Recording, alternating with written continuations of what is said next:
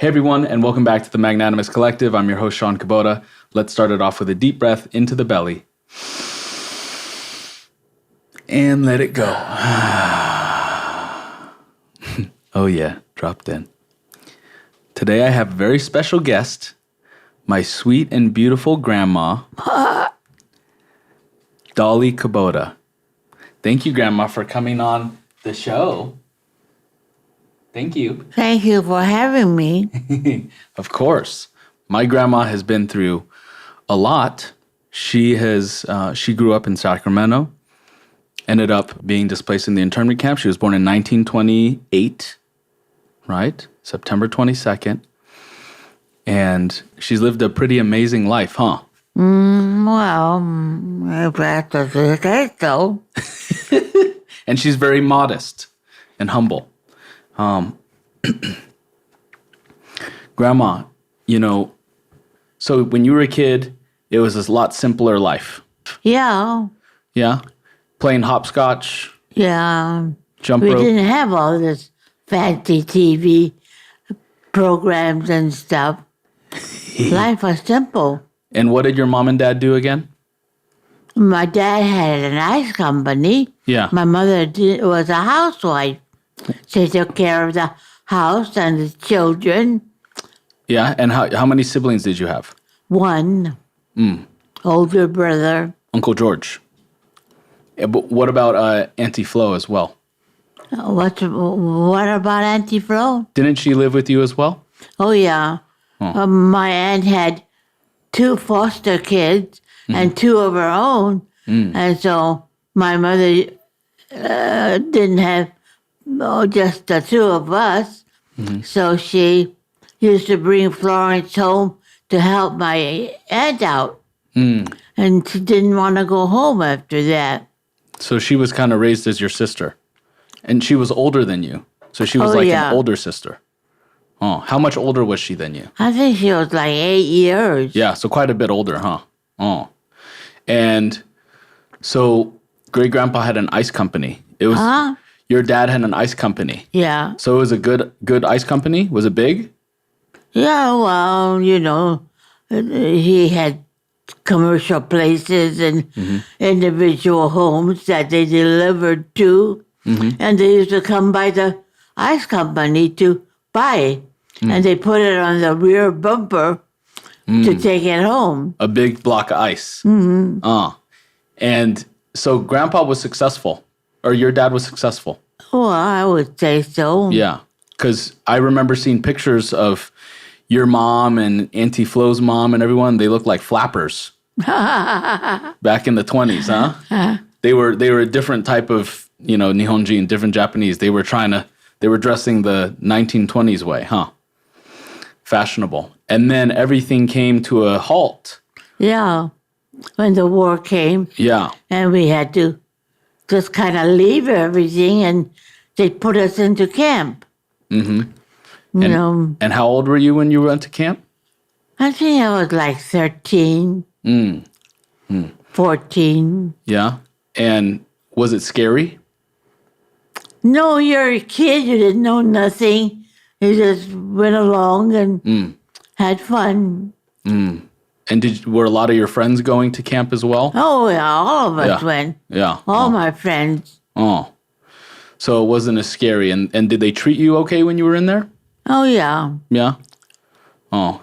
I mean, they didn't line us up and beat us or anything like that. Yeah. We were treated pretty well. And you were in there for how long? I was what? You were in the camps for how long?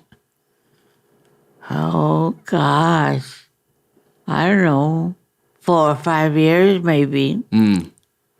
And were you doing school while you were in there, too? Did you continue school? Yeah. Well, Oh.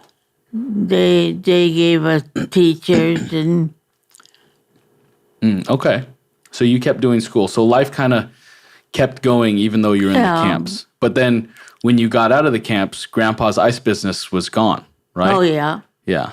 So he basically lost his livelihood. Oh, I guess so. Yeah. So what did they do after the camps?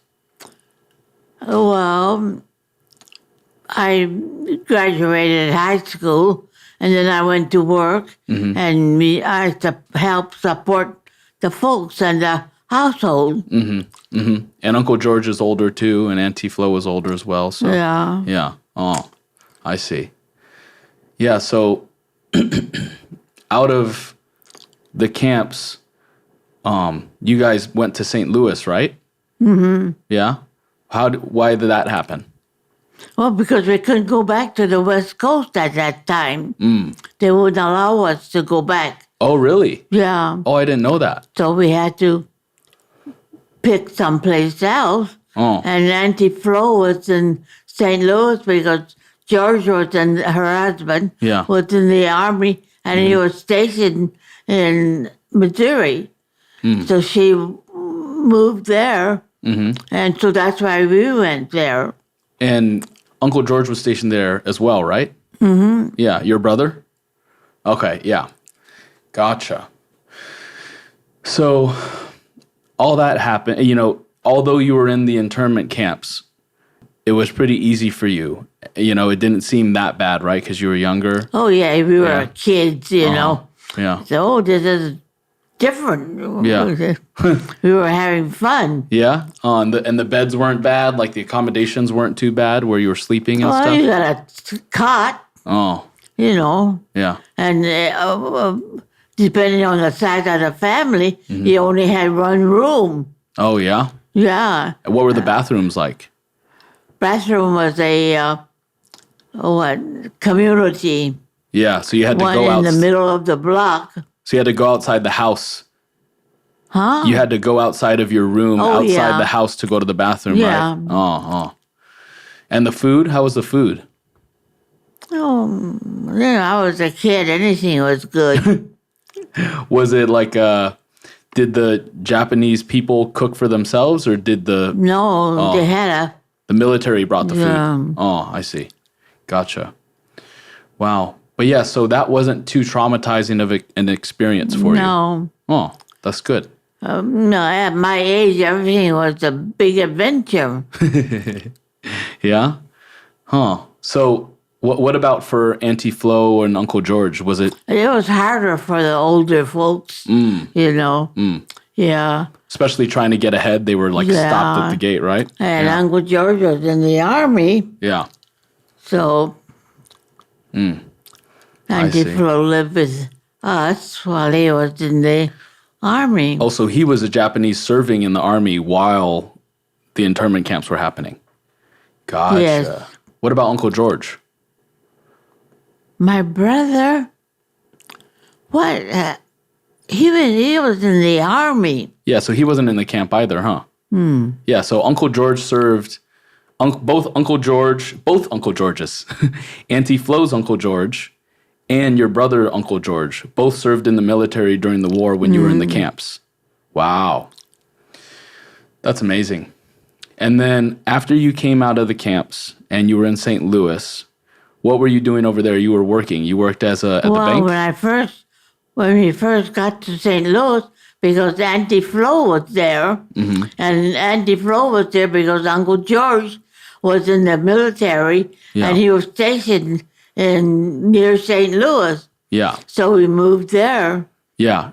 And what would you do over there? I know you were working. Where'd you work? I went to high school. Graduated high school in St. Louis. Oh, wow. Okay, I thought you graduated in the camps. So you did your senior year in St. Louis?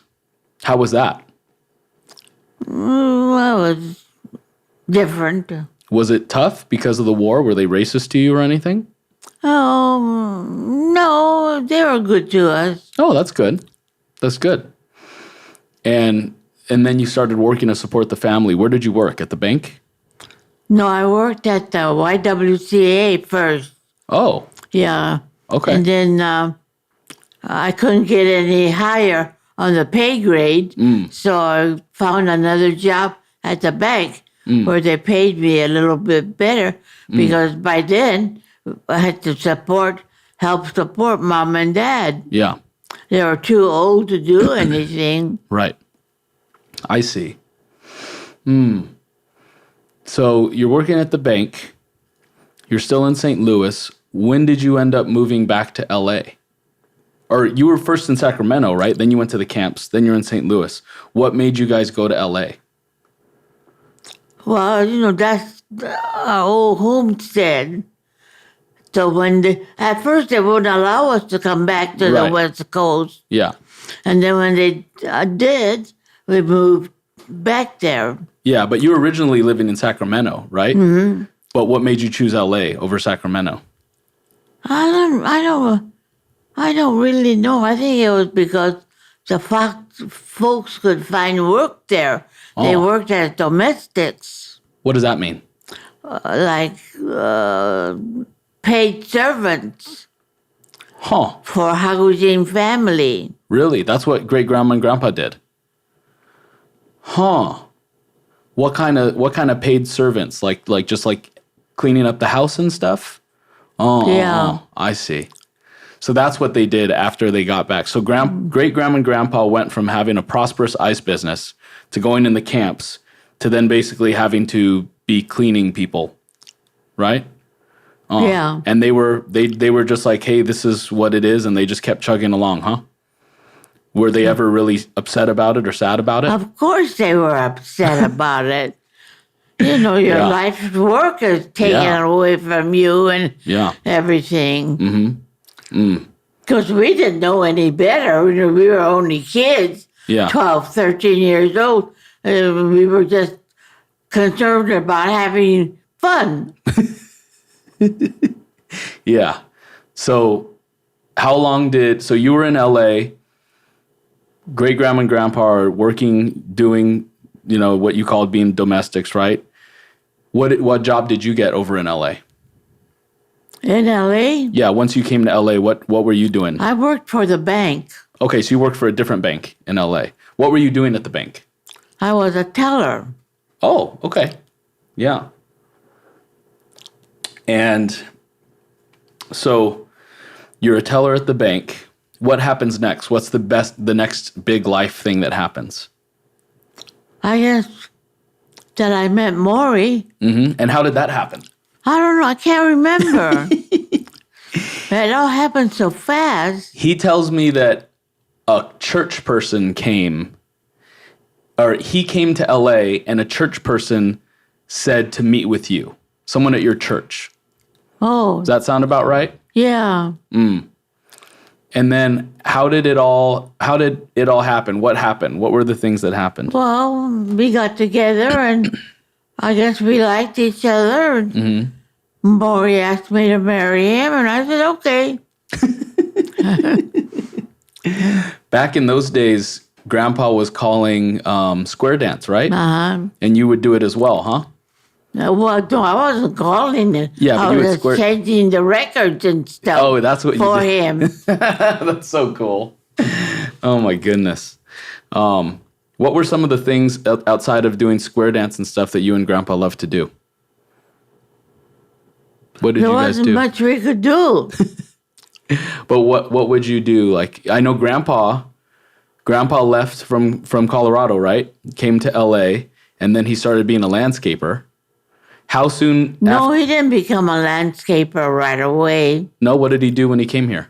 It was gardening and... Oh, yeah. Well, in the same vein. Yeah, gardening, right? And then he worked up to landscaping. Yeah, worked up to landscaping. Yeah. When he started gardening, did he do it with someone else, for someone else, or he did it himself? He did it himself. Mm. And so he was doing that, working all the time. And how soon after you guys met did you get married? Gosh, I don't know. I don't remember. How soon after you got married did you have kids? After we were married. I know, but really quickly, huh? Yeah. And then he was just working all the time. My dad used to tell me, Auntie Denny used to tell me, and my dad used to tell me that sometimes they'd see Grandpa come home at night and be like, Mom, who's that strange man in the house? Because he would work before the sun. Yeah, he would work hard. Yeah. He did. Yeah. How was that, having that relationship with him where he was gone all the time? Well, it was like regular marriage. Yeah. It wasn't strained because he was gone all the time? That's good. He was gone a long working day, but he Yeah. was home every night. Yeah. And Grandpa would always give you massages, huh? Yeah. Like your legs. He was doing that ever since forever, huh? Massage your legs? Because ever since I was a kid, even up until I don't know how many years ago, he'd wake up in the middle of the night and massage your legs. Yeah. Yeah, because you what, have restless legs? Yeah. So you end up having my dad and Auntie Denny. Yeah. And once they get old enough, so for one, you have my mom and Auntie Denny. Your parents end up moving in with you guys, right? Yeah. I had them come live with us. Yeah, yeah. And once Maury was very kind and, and very supportive of them. Yeah. What he told me is that his father said to him that he better treat your parents better than, like as good, if not better than family, right? Treat them really well. And so then he brought them in to the house. And then later on, Grandpa's parents said, hey, can we live with you? He's like, too late. I'm already taking care of, my wife's parents. But Maury family had 9 kids. I know. So it doesn't have to be Maury, That's but true. me, this was only my brother George and myself. Yeah. And so he was already taking care of Jean's folks. Jean's folks? Yeah, Jean, his wife. Oh, you mean Uncle George? Yeah, totally.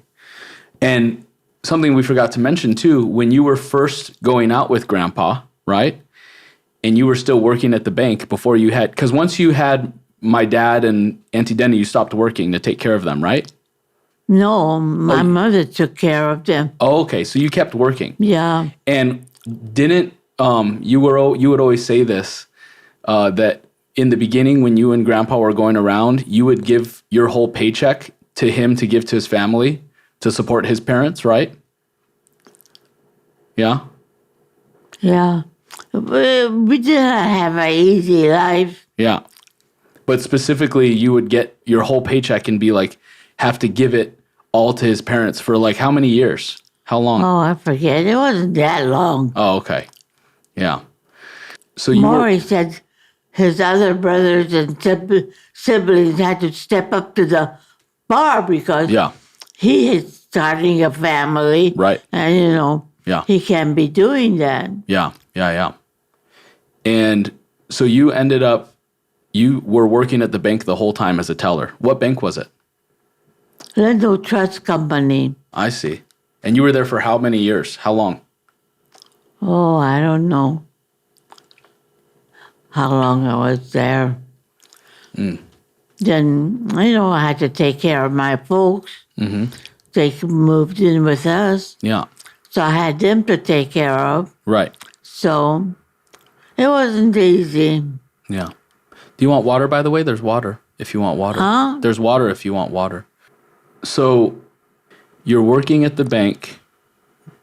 Great-grandma and grandpa, your parents, are taking care of the kids, right?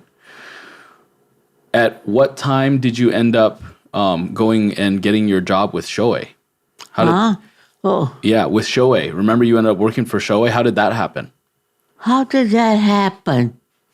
I can't even remember how it happened, but I don't know.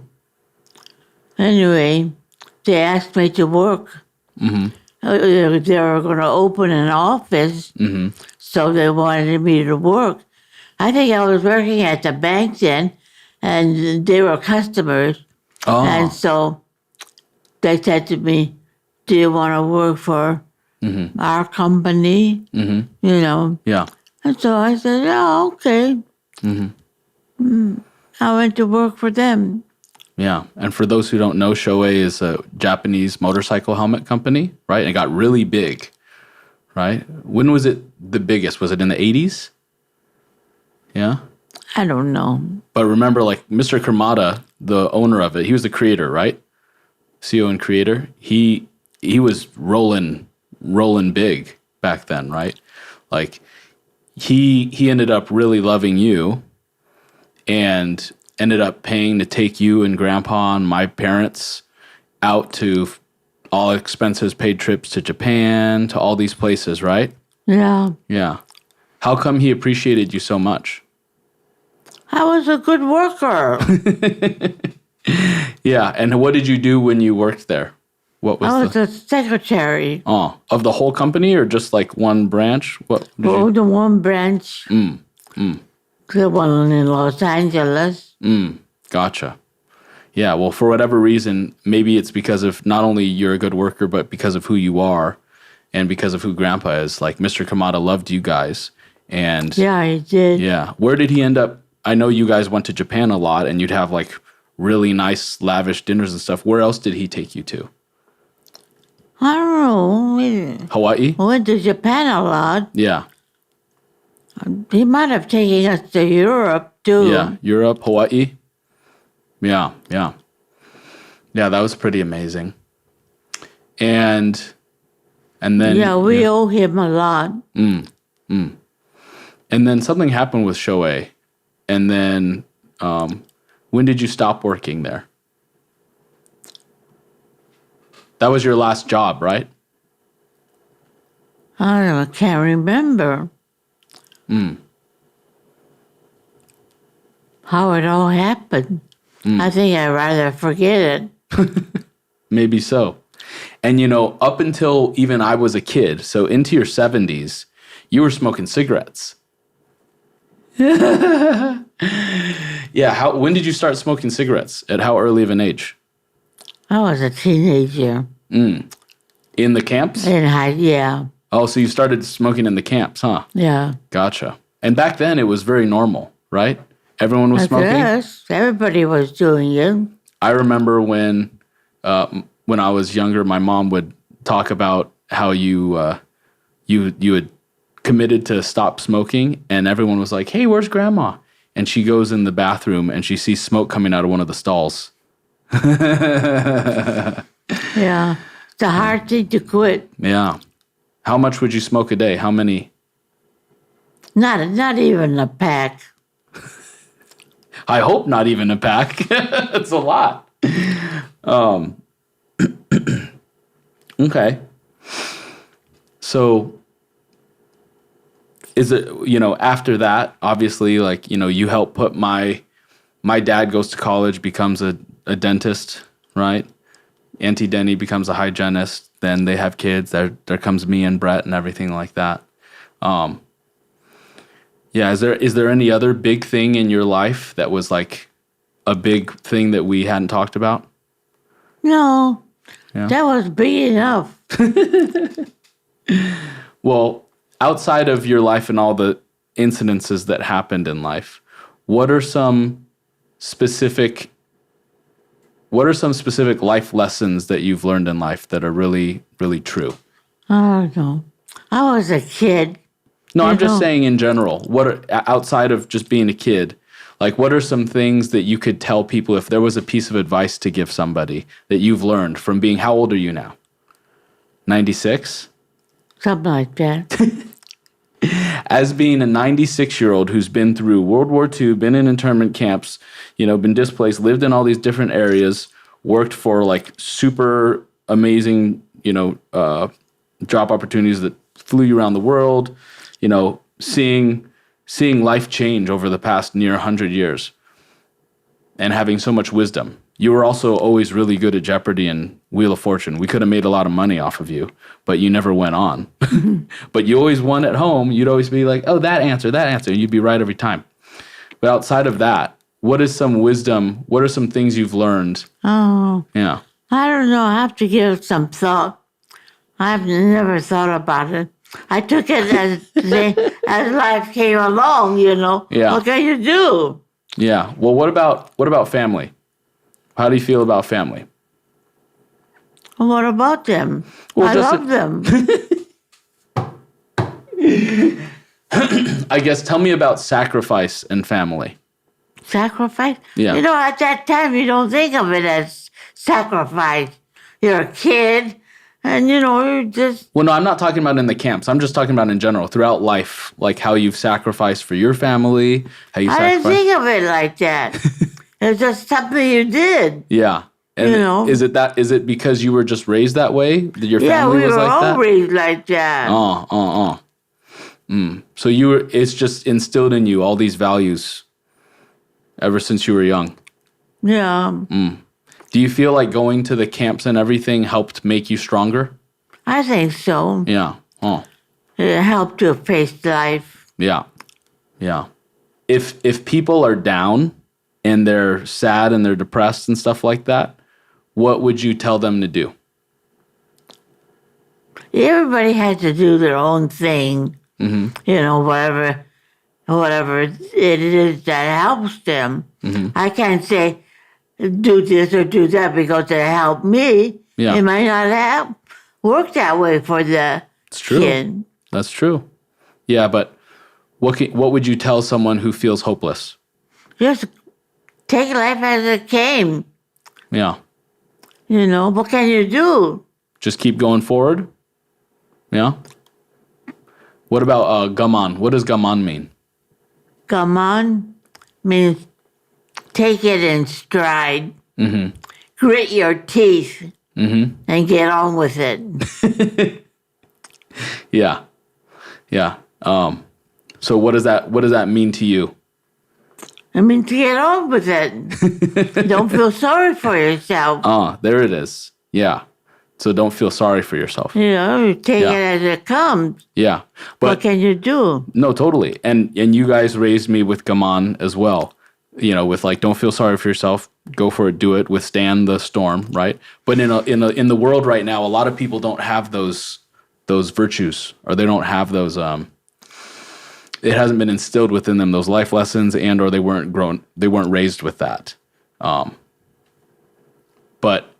from what I've seen and how I've seen you and Grandpa be and my parents and everything, is that like there's a fine line between being like, don't feel sorry for yourself and closing off your heart. And there's another way of being like, don't feel sorry for yourself, go forward, but also still be loving, still, you just do it, right? And that's a very Nihonjin type of way. You just, Yeah, what can you do? It's true. I mean, well, what can you do? A lot of people complain and whine and, throw a hissy fit and stuff like that. But, I guess you guys you were in a different generation, like you said, where things were hard. You didn't have the option to do that stuff. It's like, what are you going to do? Like, you knew that nothing, acting out or doing anything like that, nothing would get better, right? Yeah. Okay. Well. Yeah. What can you do? You take life as it comes and do the best you can. Is there anything else that you'd like to say or talk about? Well, that's it. That's my life. And if there's something that you'd like to leave for just, it's like, this is my life and this is what I've learned and this is, this is the... just grit your teeth and get at it. I love it. Okay. Well, thank you so much for taking time to be on the podcast, and I hope you had fun. Oh my gosh. Isn't that cool? Okay. Well, love you. Yeah, you're the best grandson. Oh, I love you, Grandma. Love you so much. We'll go have some dinner, yeah? Huh? We'll go have some dinner. Yeah. Sham Shari, okay? Yeah. Okay. Till next time, this has been the Magnanimous Collective with my beautiful grandma, Dolly Kubota. We'll see you soon. Bye.